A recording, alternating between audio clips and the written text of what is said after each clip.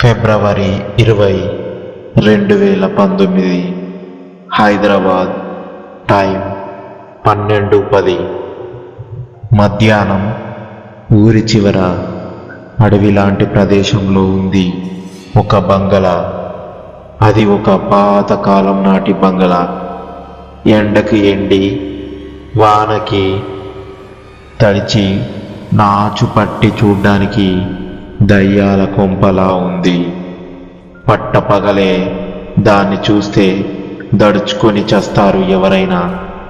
అలాంటి ఇంటి ముందు అప్పుడే ఒక 2 వీలర్ ఆగింది.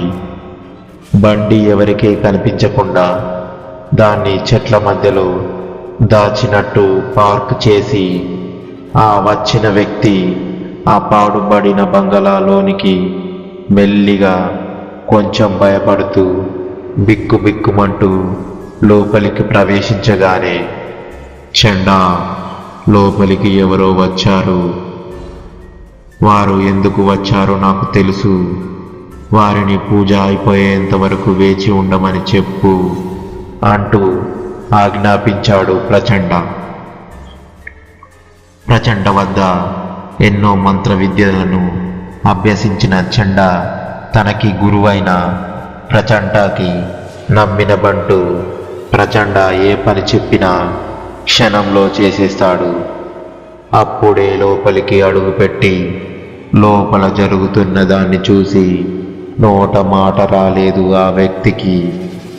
ఎదురుగా మంత్రాలు ఉచ్చరిస్తూ ఏదో కఠోర దీక్షలాగా అగ్నిగుండం ఎదురుగా కూర్చొని ఉన్న ప్రచండ మరికొన్ని నిమిషాలలో బలి ఇవ్వడానికి అదే అగ్నిగుండానికి ఎడమవైపు గుక్కపట్టి ఏడుస్తున్న నెలల వయసు కూడా నిండని చిన్న బాబు.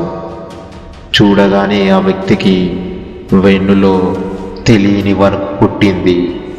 తన మంత్ర ఉచ్చారణ పూర్తి అయినట్టు చెండా వైపు తిరిగి చూశాడు ప్రచండ.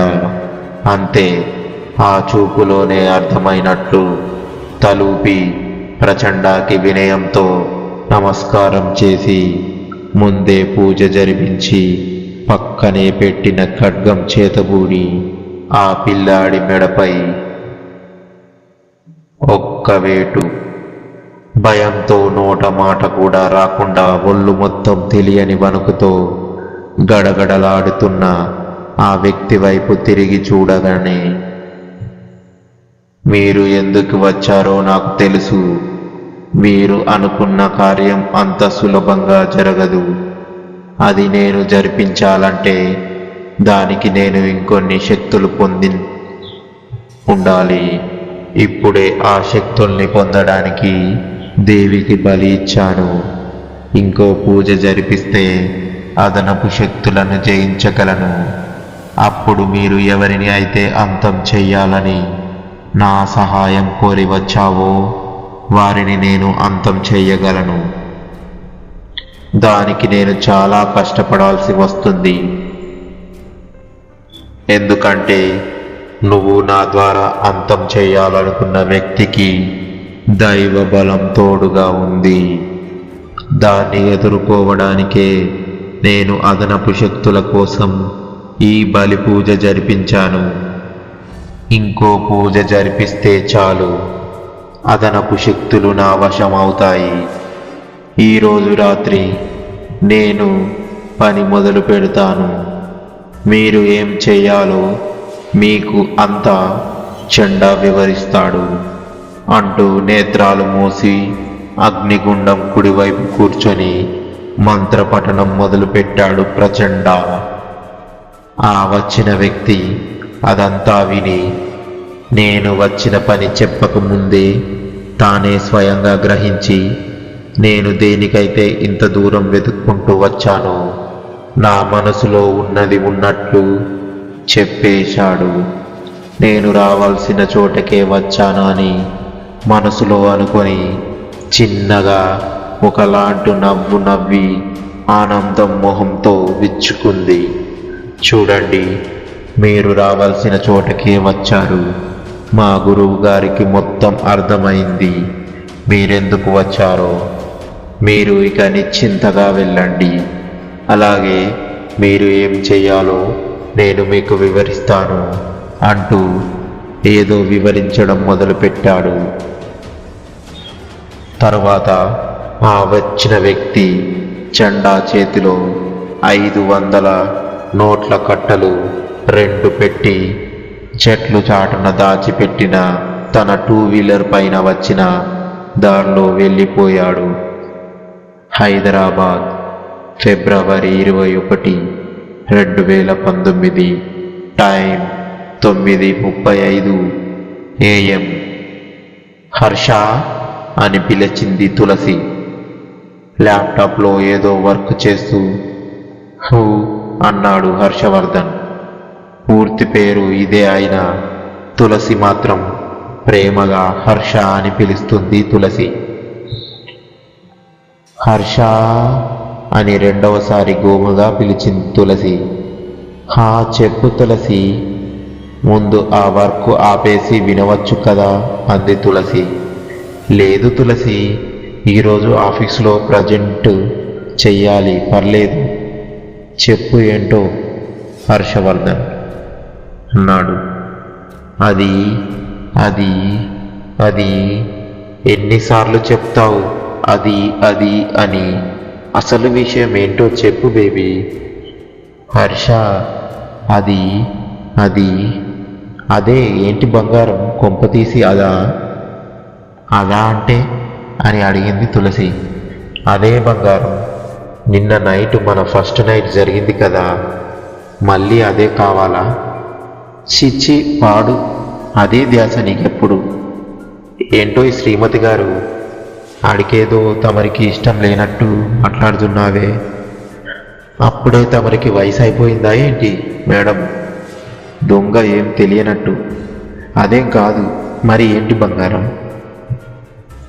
మనకు కొన్ని నెలల వరకు పిల్లలు వద్దు హర్ష, ప్లీజ్. ఓకే బంగారం, నీకు ఎప్పుడు కావాలంటే అప్పుడే పిల్లల్ని కద్దాం అని అన్నాడు హర్ష. వెంటనే ఒప్పుకున్నాడు అని తులసి అనుకోలేదు. నిజమా? థ్యాంక్ యూ డియర్ శ్రీవారు. కానీ అంటూ మొహం మార్చుకొని అన్నాడు హర్షవర్ధన్. ఏంటి హర్ష, ఏంటి చెప్పు.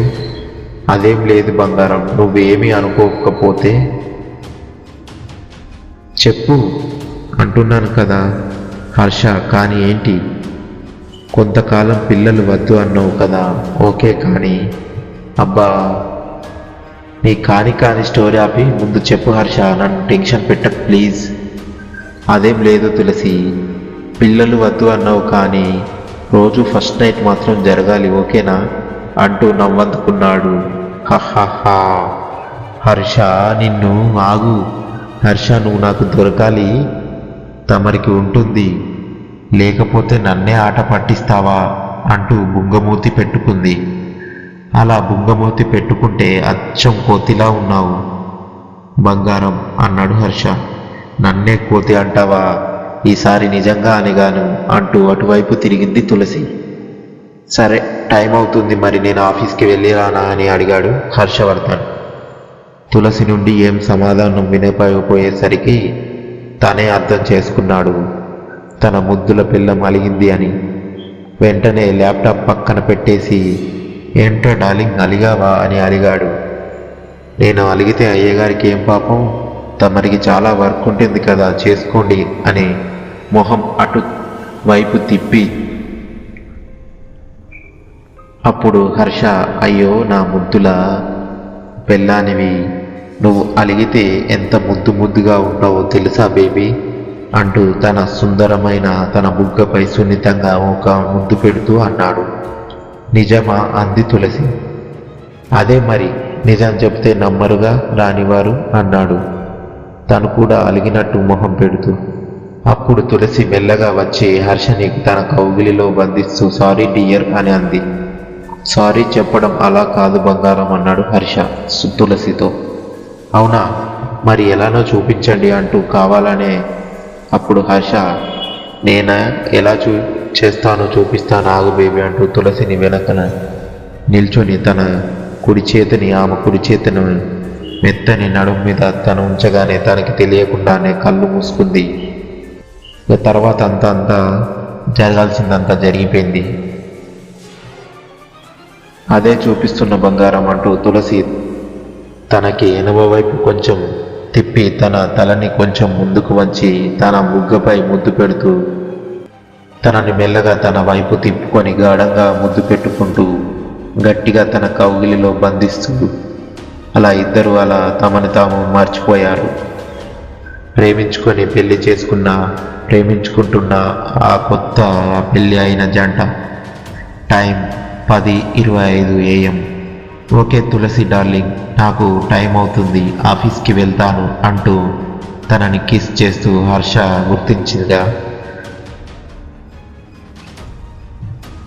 గుర్తుందిగా అని అడిగింది తులసి. రేపు ఎల్లుండి 2 రోజులు ఆఫీస్కి లీవ్ పెట్టి మనం కలిసి బయటకు వెళ్తున్నాం. అంతకన్నా ముందు ఈరోజు ఈవినింగ్ త్వరగా రావాలి, అంతేగా? గుర్తుంది బంగారం, ఎర్లీ మార్నింగ్ నుండి చెప్తున్నావు, ఏం మర్చిపోలేదు తల్లి. వెరీ గుడ్, అలా వినాలి భార్య చెప్తే. ఓకే మేడం, తమరు ఆజ్ఞాపించారు కదా, శిరసా వహిస్తాను మేడం గారు. మార్నింగ్ నుండి చూస్తున్నా, ఆ లెఫ్ట్ సైడ్ వాల్ ఫోటో తగిలించింది తమరేనా అంటూ తులసిని అడిగాడు.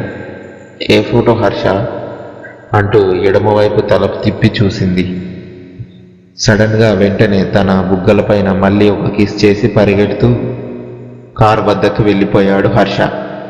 నిన్ను అంటూ చెయ్యి లేపి మొట్టికాయ వేయడానికి, కానీ అప్పటికే హర్ష కారెక్కేశాడు. చిలిపి అంటూ డోర్ క్లోజ్ చేస్తుండగా గమనించింది. తులసి సరిగ్గా గుమ్మం పైన ఎర్ర రంగు, నలుపు రంగులతో కొంచెంగా అల్లబడి ఉన్న ఒక చేతికి కట్టుకునే అంత సైజులో ఉన్న చిన్న తాడు. అది చూడ్డానికి చిన్న దారం, కానీ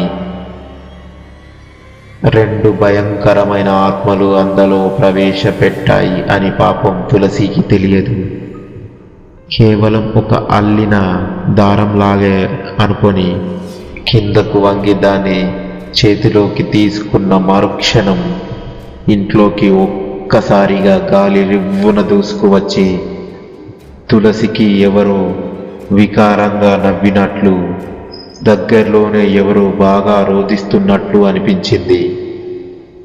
కానీ అదేం పట్టకుండా దాన్ని తీసుకొని డోర్ క్లోజ్ చేసి లోపలికి వెళ్ళింది తులసి. అంతలోనే కాలింగ్ బెల్ మోగడంతో ఎవరబ్బా కుంపదీసి ఈయనే మళ్ళీ రాలేదు కదా, ఏమో వచ్చినా వచ్చేస్తాడు, ఏదో ఒకటి చెప్పి మళ్ళీ ఒక కిస్ చేసి వెళ్ళడానికి అంటూ వెళ్ళి డోర్ ఓపెన్ చేయగానే ఎదురుగా హర్షవర్ధన్ వాళ్ళ అంకుల్ గారి కూతురు జాన్విత వాళ్ళు కూడా ఉండేది ఆ కాలనీలోనే, కానీ ఒక 3 అపార్ట్మెంట్స్ దూరం. లోపలికి రా జాన్వి అంటూ ఆహ్వానించింది.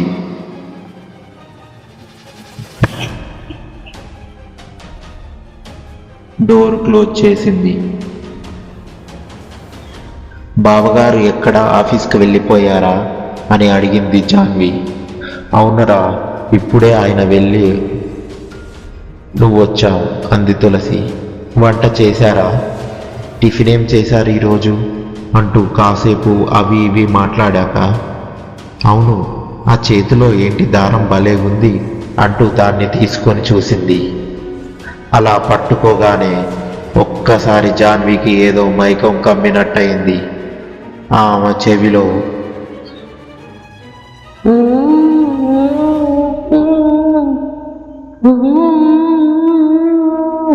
అంటూ రోదంగా అరిచినట్టు ఆ దారం ఇవ్వు అంటూ జాన్వి చెంపపై చెల్లుమని ఎవరో కొట్టినట్టు అనిపించింది.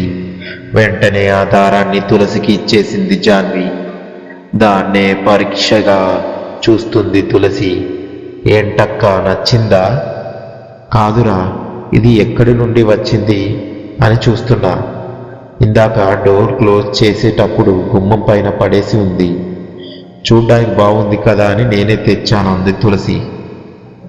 సరే, నీకు ఎలాగూ నచ్చింది కదా. లాస్ట్ టైం నీకు ఫ్రెండ్షిప్ డేకి నీకు ఫ్రెండ్షిప్ బ్యాండ్ కట్టడం మిస్ అయిందిగా. ఇదే ఫ్రెండ్షిప్ బ్యాండ్ అనుకొని కట్టేస్తాను, ఓ పని అయిపోతుంది అని అంది జాన్వి. వద్దురా, అలా ఏది పడితే అది నా చేతికి. ఇలాంటి దారాలు తావీదులు అవి చూస్తే మీ బావగారు నన్ను కోప్పడతారు. వద్దులే అని అంది తులసి. నో కట్టాల్సిందే. నేను కడుతుంటే తప్పించుకుంటావా అంటూ కట్టడానికి ప్రయత్నం చేస్తుంది జాన్వి. ఇంతలో కాలింగ్ బెల్ మోగేసరికి తులసి లేచి వెళ్ళి డోర్ ఓపెన్ చేసింది. కానీ బయట ఎవరూ కనిపించలేదు. ఇదేంటి, బయట ఎవరూ లేరు, మరి కాలింగ్ బెల్ ఎవరు కొట్టారు అంటూ ఆలోచిస్తూ డోర్ క్లోజ్ చేసింది తులసి. అలా 2 అడుగులు వేసేసరికి మళ్ళీ కాలింగ్ బెల్ మోగింది. మళ్ళీ తలుపు తెరిచిన తులసి ఆశ్చర్యానికి గురైంది. బయట ఎవరూ లేరు, మరి కాలింగ్ బెల్ ఎలా మోగుతుంది అని ఆలోచిస్తున్న తులసిని చూసి జాన్వి, దానికే ఎందుకు కంగారు పడతావు తులసి? ఇద్దరు ఒకే కాలేజీలో చదువుకున్న మంచి ఫ్రెండ్స్. లక్కీగా తన బావతో తులసికి పెళ్ళయింది. అందుకనే జాన్వి తులసి నీ వరుసతో పిలవదు, పేరుతోనే పిలుస్తుంది. అలా అలవాటైంది. ఇంతకుముందు నేను కూడా కాలింగ్ బెల్ స్విచ్ నొక్కితే మోగలేదు. 4-5 సార్లు ట్రై చేశాను. బహుశా స్విచ్ ప్రాబ్లం అనుకుంటా. అవునా, నేనెప్పుడు గమనించలేదు జాన్వి అంది. అంతలోనే డోర్ను గట్టిగా బాదినట్టు సౌండ్. ఇద్దరు ఒక్కసారిగా ఉలిక్కిపడ్డారు. మళ్ళీ దన్ దన్ దన్ అంటూ తలుపులను బాదుతున్నారు ఎవరో. కంగారుగా ఇద్దరికి ఒకరి మొహం ఒకరు చూసుకొని టెన్షన్ పడుతూ వెళ్ళి డోర్ పక్కన నిల్చొని ఉండగా మళ్ళీ అదే సౌండ్. ఒకేసారి తులసి తలుపు తెరవడంతో మళ్ళీ కొట్టబోతున్న ఆ వ్యక్తి చటుక్కున చెయ్యి వెనక్కి తీసుకున్నాడు. ఈ ఫైల్ని హర్షవర్ధన్ గారు ఇంట్లో ఇవ్వమన్నారు మేడం. దానికి తలుపులు అంతలా బాధాలా అని చటుక్కున అంది Janhvi. Sorry madam, calling bell switch నొక్కాను. ఎంతకు తలుపు తీయకపోయేసరికి అలా డోర్ కొట్టాను. నేను అర్జెంటుగా కాచిగూడ వెళ్ళి అక్కడి బ్రాంచ్లో ఇంకో ఫైల్ కలెక్ట్ చేసుకోవాలి, టైం అవుతుంది, అందుకే అంటూ చెప్పాడు ఆ వ్యక్తి. ఇట్స్ ఓకే, పర్వాలేదు అండి, థ్యాంక్ యూ అంటూ అతను వెనుక తిరగగానే డోర్ క్లోజ్ చేసింది తులసి. ఇంతలో తులసి ఫోన్ మోగడంతో మీ బావగారు అంది తులసి జాన్వితో.